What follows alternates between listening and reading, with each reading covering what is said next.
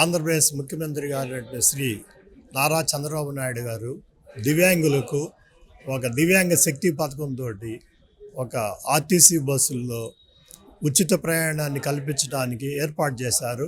అది ఈ రోజునే ప్రారంభించబోతున్నారు. ఇది చాలా దివ్యాంగులకు ఉపయోగకరంగా ఉండిద్దని అనుకుంటున్నాము.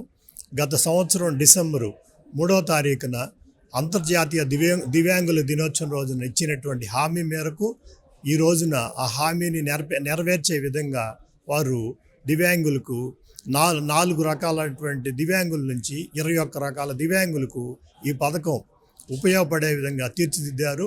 అన్ని 5 రకాల ఆర్టీసీ బస్సుల్లో ఈ యొక్క పథకాన్ని అమలు చేయనున్నారు. దీంట్లో 40% పైన ఉన్నటువంటి వాళ్ళందరూ కూడా ఆర్టీసీ డిపో దగ్గరికి వెళ్ళి కానీ ఆర్టీసీ వారిని సంప్రదించి పాసులు తీసుకుంటే వారికి ఉచితంగా ప్రయాణ సౌకర్యం కల్పించబోతున్నారు. దీనివల్ల ఆంధ్రప్రదేశ్ రాష్ట్రంలో 11,16,000 మంది దివ్యాంగులకు ఉపయోగకరంగా ఈ యొక్క పథకాన్ని తయారు చేశారు. అందరూ కూడా దీన్ని ఉపయోగించుకోవాల్సిందిగా మనం చేస్తున్నాము. దీనివల్ల చాలా బాగుండిద్దని తెలియపరుస్తున్నాము.